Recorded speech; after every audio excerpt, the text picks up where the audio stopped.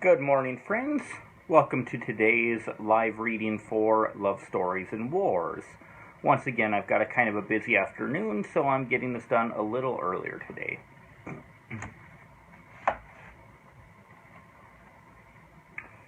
Chapter 7, Bonsan's Greatest Challenge. When he left the council tent, Bonsan knew that the most difficult task of all lay ahead. He would have to explain to Salia why, when she was about to have their first child, he was leaving with Hope into almost certain death. Even when Alva had not commanded this and would most likely disapprove. The task proved exactly as difficult as he expected. Salia was silent as he explained his mission and his reasons. Every time he paused, she stayed stone-faced. So he would continue. At last he had said all there was to say. For a long time there was dead silence. At last Salia said, "No, you're not going." "I'm very sorry, Salia," Bonsan replied, "but yes, I am." "So Hope is going to steal my husband after all." "Hope never once tried to steal your husband, Salia." "Not until now. But surprise, surprise, the moment she tries, she succeeds." "This isn't about Hope, Salia," Bonsan said, losing a little patience. "Everything is about Hope," Salia replied. "She gets everything. Taking Alva wasn't enough, now she has to have you too." "Taking Alva?" Bonsan asked. "Oh, I see. You say it was always about Hope, but it was always about Alva for you. So you only wanted me because Hope got him. I guess now is as good a time as any for me to find that out." "That's not what I meant," Salia said. "Well, maybe it would be easier for me to understand if you said what you meant," Bonsan said bitterly. "Then I wouldn't think I'm only just now finding out what you really do mean." Salia burst into tears. Before long, her tears were accompanied by wails. Bonsan's heart melted. "I'm sorry," he said, taking her hand. "I didn't mean that." He gently reached under her chin and lifted her face so he was looking into her red, puffy eyes. "Salia," he said, "I just need you to understand. You are the only woman for me. I don't want Hope. I only want you. But this is not about Hope. This is about Alva." "But why do you have to go? He might already be dead." "He's not." "How do you know?" "Hope says he's not. Hope would know." "But he doesn't want you to go. He told you to lead the people, not throw your life away."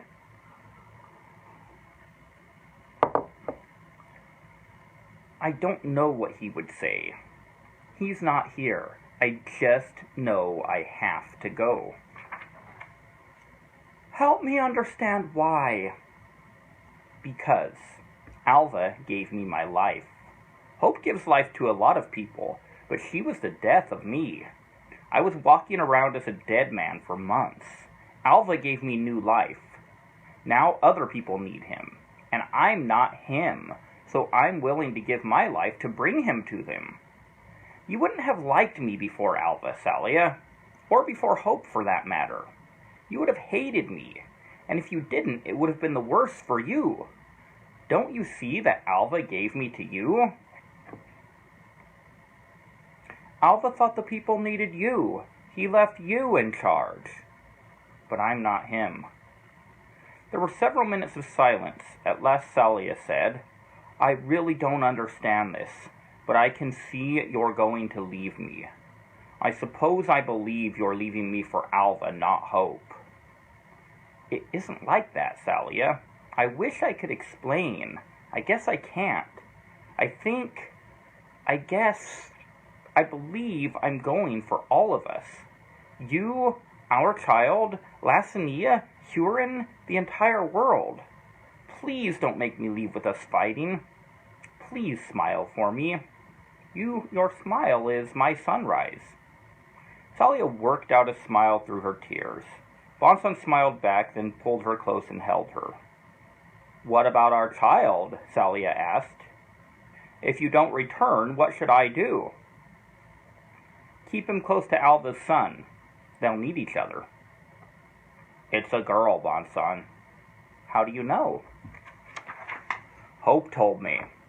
"What if she's wrong?" "She's never wrong," Thalia said with an eye roll. Bon Son smiled thoughtfully. "Name her Thalia," he said, "after the most wonderful woman in the world. I insist, and there's no time to argue." "Okay, then. Anything else?" "Still keep her close to Alva's son," he said with a smile. "Maybe we'll get lucky." Chapter 8. Hindrin in Prison.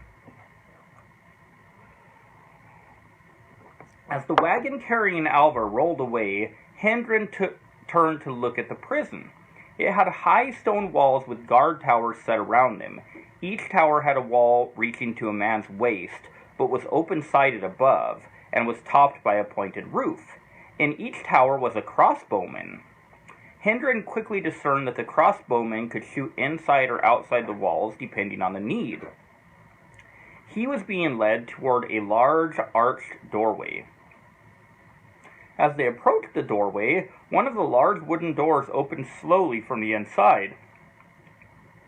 The guards on either side of the door gave Hindrin a malicious smile, while a large man walked out and said, "Welcome home." He was led inside through a tunnel into a huge courtyard, surrounded by barred cells around the edges.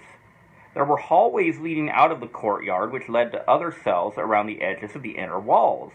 The prison was gigantic, designed for the needs of the mighty Huron Empire in their military advances that had spanned hundreds of season changes. The prison was designed to be humane, with large cells and a huge courtyard for the prisoners to dwell in by day. In its history before the Dochmonian takeover, the prison had never reached capacity. Huron victories over smaller kingdoms had always led to assimilation of those kingdoms into the empire, and the subsequent release of the prisoners of war. Now, however, the prison was overcrowded. Dachmon did not take Lacinian prisoners. Their policy was to kill all Lacinians. But the prison was overflowing with Huron citizens who had spoken against Dachmon or done anything to suggest the slightest criticism of the Dark Empire. When Hindrin reached the courtyard, the guards pushed him forward and said, "Have fun." He turned to ask whether he would have a cell, but decided he did not need to ask. The situation was clear. There were many more men inside than cells, and the men were left to live and sleep in the open courtyard. It smelled terrible inside, and Hindrin quickly realized that there was very little supervision or sanitation. "I wonder if they feed them," he thought. He surveyed the men. They did not look particularly healthy, but none seemed to be starving or dying of thirst. "I suppose they do provide them some food and water," he thought. On closer observation, he noticed that several of the cells around the courtyard were open and had large barrels, apparently full of water. It was probably dirty and stale, but it was water. He began to look around and examine the other prisoners. He noticed that in the middle of the courtyard there was a large, muscular man. He looked like he got plenty to eat, and near him were two slightly smaller men, but both were large and muscular. Crowded around these were a good-sized group of other men. The large man in the center was talking loudly, while the others were laughing at whatever he said. "That must be top dog around here," Hindrin thought. "I wonder how long before I have a run-in with him."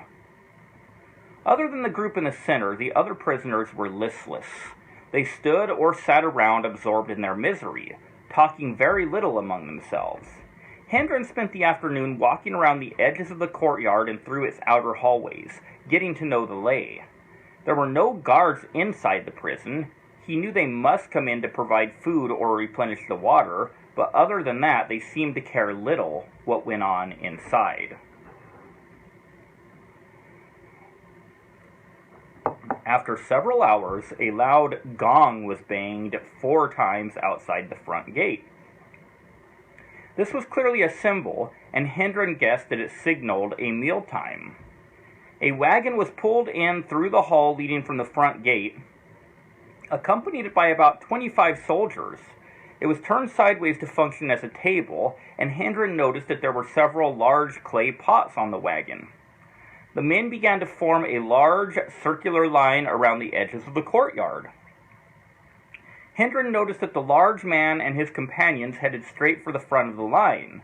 Behind them, the line seemed to have the larger and healthier-looking prisoners closer to the front and the smaller and weaker behind them. There were some pushing matches and scuffles to gain a closer spot, but for the most part, the men seemed to have an understood pecking order. Hendren joined the line near the back. He met no challenges because he was clearly healthier than any of the men around him. He noticed that they were all carrying a clay mug, apparently to receive their soup. He supposed the mugs also doubled as drinking cups for the water barrels. "Where do I get a mug?" he asked the man next to him. "If you're new here, they'll give you one at the wagon," the man said. "Do they give more food to the guys up front?" Hendren asked. "No." "Huh," Hendren replied. He didn't ask why the men at the front looked healthier, but he could guess. "A word of advice," the man said. "When you get your soup, drink it as fast as you can. These clay pots keep it very hot, but blow hard on it and get as much down as fast as you can." "Thanks for the advice," Hendren said. He didn't need to ask why. "So who is the big fella who is at the front of the line?" Hendren asked, pleased to find this man so willing to have a conversation. "That's Tar. You'll meet him soon enough. He likes to greet newcomers and let them know he's in charge. He's the one who will come for your soup today." "He will he?" Hendren said. "Don't try anything stupid," the man said. "I promise I won't try anything stupid," Hendren replied. He continued to talk to his new friend as they waited in the line, and he learned what he could about the workings of the prison. He also learned what had been going on in Huron while Lasonia was defending the Camden Pass. This man's name was Colin, and he had been a wealthy Huron merchant, but had been overheard criticizing the Dahomeyan regime. This was enough cause to be thrown into prison with no trial and no sentence. Colin had no idea if he would ever be released. He also said that Teraphon the Wise had not made public appearances for a long time before Colin was thrown in prison. The rumor was that the Dahmanan had either imprisoned or killed him. Once they made their way to the wagon, Hendren was given a mug of soup. Colin's mug was filled. They walked over next to the wall and leaned against it. Colin was furiously blowing on his soup and sipping as much as he could without burning his mouth. Hendren leisurely looked inside his mug, swirling it around. It was mostly water, with a few stringy pieces of chicken and a few bits of vegetable. Sure enough, Tar and his 2 muscular companions came walking up very soon after they had been served. Tar walked up to Hendren, towering over him. His 2 companions stood a few feet behind him. Hendren ignored them completely. Finally, Tar cleared his throat. "Did you want something?" Hendren asked, looking up from his soup. "I'll take that mug of soup," Tar said. Actually, Hendren said, blowing on the fingernails of his left hand casually, then rubbing them on his shirt. You won't. Give me the mug now or I'll smash your head in, Tar said. One moment, Hendren said. Cholin, hold this. He handed his mug to Cholin, who took it reflexively. Tar began to take a step forward, but Hendren turned and punched him hard in the throat and kicked him in the groin. Tar doubled over, and Hendren grabbed his hair and slammed his head against the wall. Tar's face slid down the wall, leaving a bloody streak. Tar's two companions had a moment of dumbfounded shock. In that moment, Hendren said thanks to Cholin as he took back his mug. The two large men rushed. Hendren threw the boiling hot soup in the face of the man on the right, causing him to raise his hands to his face and scream in pain. As the other man charged, Hendren threw the empty clay mug directly into his face. The mug shattered against his face and he crumpled to the ground. As the other man was still screaming and clutching his face, and by this time, most of the men in the courtyard were watching the scene. Hendren held his right fist above his head as if to show it off. Then he slowly walked up to the screaming man and punched him straight in the chin, knocking him out cold. The entire fight had lasted less than 10 seconds. Hendren turned to Cholin and said, I told you I wouldn't do anything stupid. When Cholin had recovered from his shock, he asked, Where did you learn to fight like that? From Al-Salah-Dene. Yeah, right, Cholin said with a laugh. Indeed. He taught me when I was very young, and his son Alva taught me more after he died. Should I believe that? Would you have believed what you just saw 5 minutes ago? Good point. Will they be okay? Cholin inclined his head toward the unconscious men. I doubt it, Hendren said casually. You mean they're dead? You sound like my father, Hendren said, laughing. No, I don't think they're dead, but I wouldn't want to be them when they wake up. They'll be hurting for days, especially the guy with the burned face. Here Hendren shrugged. But now everyone else can eat their own soup. You go on and finish yours. You're going to need to get your strength back. For what? Cholin asked dismally. So you can come with me when I figure out how to get us out of here. Alright friends, that's it for today.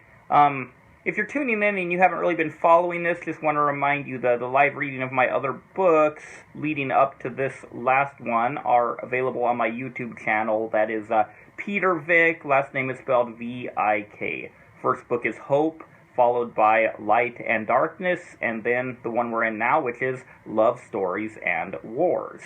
Catch you next time.